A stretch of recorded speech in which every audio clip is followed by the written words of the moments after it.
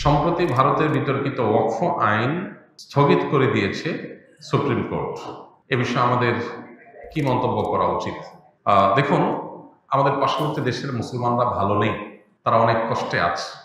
আমরা তো ফিলিস্তিনি মুসলমানদের জন্য চোখের পানি ফেলছি, কান্নাকাটি করছি, কিন্তু বাস্তবতা হলো আমাদের পার্শ্ববর্তী দেশের মুসলমানরাই চরম সংকটের মধ্যে দিনাতিপাত করছে, পরম বিপদের মুখোমুখি তারা।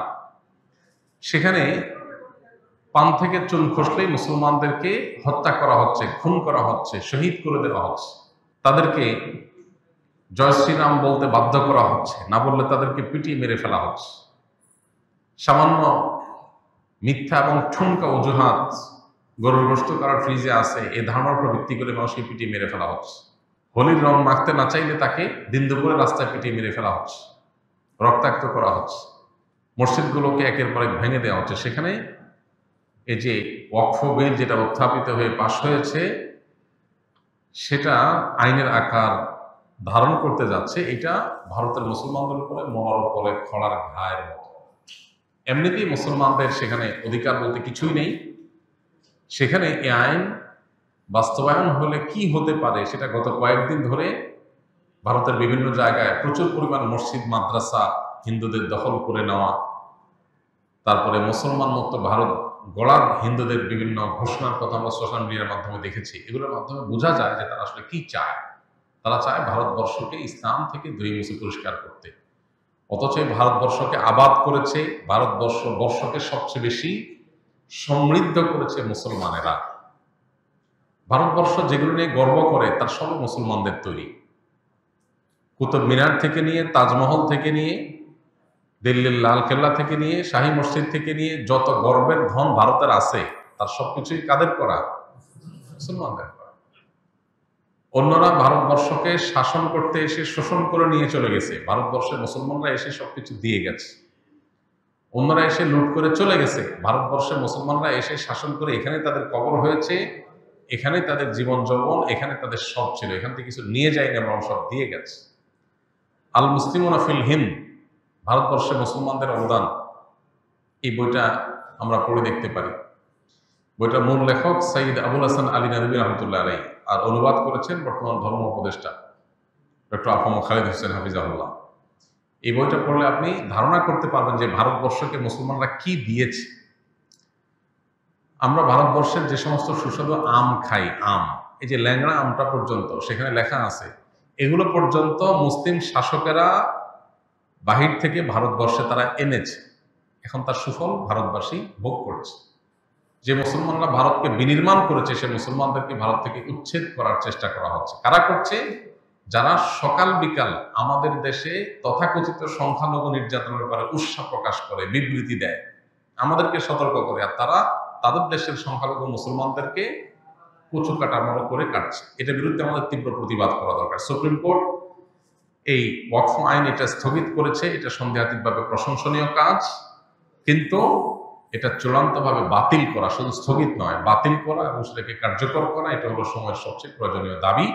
ভারতবর্ষের মুসলমানদের, বিশেষ করে ভারতের মুসলমানদের এই দাবির সাথে আমাদের একত্রতা পোষণ করা এবং এটা আদায় করার জন্য আমাদেরকেও সংগ্রাম করা আমাদের কর্তব্য। ইতিমধ্যে সরকারিভাবে আলহামদুলিল্লাহ ব্যাপারে ভারতের এই অবস্থানের নিন্দা জ্ঞাপন করা হয়েছে বা এটাকে সমালোচনা করা হয়েছে, এটা খুব ভালো একটা দিক। তবে আরো জোরালোভাবে আমাদের পার্শ্ববর্তী দেশের মুসলমানদের জন্য আমাদের পাশে দাঁড়ানো দরকার। যারা আমাদের দেশের সংখ্যালঘুদের বিষয়ে আমাদেরকে নসিহত করে, যদিও আমাদের দেশের সংখ্যালঘু অনেক ভালো আছে, তারা তাদের দেশের সংখ্যালঘুদের উপর যে নির্যাতন করছে, তাদের কোনো মুখে আমাদেরকে নসিহত করার কোনো অধিকার নাই। আল্লাহ তাআলা ভারতবর্ষের মুসলমানদের মুক্তি নসিব করুন এবং যে জুলুম তারা করছে এর পরিণতি আল্লাহ তাআলা আমাদেরকে দেখে যাওয়ার তৌফিক দান করুন। আমাদের প্রত্যেকটা মানুষের যার যার জায়গা থেকে তাদের প্রতি আমাদের প্রতিবাদ অব্যাহত রাখতে হবে, এবং এর অংশ হিসাবে তাদের বিভিন্ন পণ্য ইত্যাদি এগুলো না কিনে দেশীয় পণ্য কেনার অভ্যাস আমাদের করতে হবে। ব্রাহ্মণবাড়িয়া একটি মসজিদ ভেঙে দিয়েছে কিছু ভিন্ন আকীদার মানুষ। এই মসজিদ ভাঙাকে কিভাবে দেখছেন আপনি? মসজিদ ভাঙা এটা আল্লাহর জমিনের সবচেয়ে গর্হিত, সবচেয়ে জঘন্য অপরাধগুলোর মধ্য থেকে একটা। কোনো যুক্তিতে, কোনো অজুহাতে, কোনো কারণ দেখিয়ে মসজিদ ভাঙার কোনো সুযোগ, কোনো অধিকার কারো নাই। আমরা যখন ভারতে মুসলমানদের মসজিদ ভাঙা নিয়ে প্রতিবাদ করছি, তখন যদি আমাদের দেশে মসজিদ ভাঙে, এটা হবে আমাদের জন্য সবচেয়ে লজ্জাজনক অধ্যায়। মসজিদ কিংবা ভিন্ন ধর্মাবলম্বীদের উপাসনালয়, এগুলোর কোনোটাই ভাঙা, সেগুলোতে আঘাত করা, এটার শিক্ষা ইসলাম আমাদেরকে দেয়নি, বরং নিষেধ করেছে। আপনারা অনেকে জানেন, নবী করিম সাল্লাল্লাহু আলাইহি সাল্লাম জিহাদের ময়দানে পর্যন্ত অন্য ধর্মাবলম্বীদের উপাসনালয় পর্যন্ত তিনি আঘাত করতেন না, বরং ইসলামে পরিষ্কারভাবে নিষেধাজ্ঞা রয়েছে অন্য ধর্মাবলম্বীদের উপাসনালয়গুলোকে আঘাত করার ব্যাপারে। তাদেরকে আমরা তাওহীদের দাওয়াত দিব, তাদের উপাসনালয়গুলোকে আঘাত করে ভেঙে ফেলতে ইসলাম আমাদেরকে নির্দেশ করে না। আমাদের মসজিদ কিভাবে আমরা নির্দেশ ভাঙতে পারি? কেউ যদি কোনো ভুল করে, কোনো বাড়াবাড়ি করে, তার প্রতিকারের আপনি বহু পথ অবলম্বন করতে পারেন। তারপরে আল্লাহর ঘরে আঘাত করতে পারেন না, আল্লাহর ঘর তো আল্লাহর ঘর। কেউ যদি কোনো মসজিদ আল্লাহর ঘরের জন্য জমি ওয়াকফ করে থাকে, দান করে দিয়ে থাকে, তখন সেটা আল্লাহর ঘর হয়ে যায়, এটা মালিক আল্লাহ। ওইটাতে আঘাত করা, এটা শরিয়াতে সবসময় নিন্দনীয়। এই জন্য কোনো যুক্তিতেই মসজিদে আঘাত করা জায়েজ নয়। আমরা নবী সাল্লাল্লাহু আলাইহি সাল্লামের সিরাতের কথা জানি। কেউ যদি কোনো উপাসনালয়ে, কোনো গির্জা প্যাগোডাতে আশ্রয় নেয়, তাকে নবী সাল্লাল্লাহু আলাইহি সাল্লাম ইবাদতরত অবস্থায় থাকে, তাকে হত্যা করতে নবী সাল্লাল্লাহু আলাইহি সাল্লাম নিষেধ করেছে।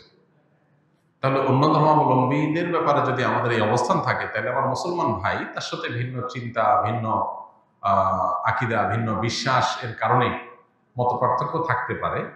এমনকি কেউ কোনো ক্ষেত্রে বাড়াবাড়ি করতে পারে, সীমা লঙ্ঘন করতে পারে, কোনো ভুল করতে পারে, সেটার হাজারটা সমাধানের কথা আমরা বের করতে পারি। তাই বলে মসজিদে আঘাত করা, এটা কখনো সমাধান হতে পারে না। বাংলাদেশ এই ক্ষেত্রে আমাদের আশেপাশের যে কোনো দেশের চাইতে ভালো একটা অবস্থানে আছে, যে আমাদের দেশে আলহামদুলিল্লাহ পরমত সহিষ্ণুতা এই লেভেলে আছে যে আমাদের পার্শ্ববর্তী ভারত কিংবা পাকিস্তানে পর্যন্ত ভিন্ন চিন্তার মানুষদের উপাসনায় আঘাত করা, এমনকি মসজিদে এক মুসলমানদের একটা গ্রুপ আরেক গ্রুপের মসজিদে আঘাত করা, এগুলো পাকিস্তানে প্রচুর পাওয়া যায়, কিন্তু আমাদের দেশে আলহামদুলিল্লাহ এগুলো নাই। আমাদের এই ঐতিহ্যটাকে ধরে রাখার চেষ্টা করা উচিত। কোনো মানুষ এ ধরনের কাজ করলে তাদের ব্যাপারে সবার দল মত নির্বিশেষে সবাই সেখানে সোচ্চার হওয়া উচিত, এবং এই ধরনের কর্মকাণ্ড এটা করতে বাধা দেওয়া উচিত, এবং কেউ এই অন্যায় কাজ যেন করতে না পারে সবাই সতর্ক থাকা উচিত। সমাজে পরস্পরের সহমর্মিতা এবং সহাবস্থান এটা যেন ভালো থাকে, এটা যেন সবাইকে দায়িত্বশীল আচরণ করতে হবে। দায়িত্বশীল আচরণ না করলে তার পরিণতি ভালো হবে না, আমরা সবাই ক্ষতিগ্রস্ত হব। আল্লাহ আমাদেরকে হেদায়েত দান করুন। যারা এই ধরনের কর্মকাণ্ড করেছে তারা নিশ্চয়ই জঘন্য কাজ করেছে, গুনাহের কাজ করেছে, তাদের তওবা করা উচিত, এবং কোনো যুক্তিতেই তারা আল্লাহর ঘরে আঘাত করতে পারেন না। আল্লাহর ঘর কে বানাইছে সেটার বিষয় না, যে বানাইছে সেটা ঘর কার? আল্লাহ। বিধায় এখানে আঘাত করা একেবারেই জঘন্য কাজ।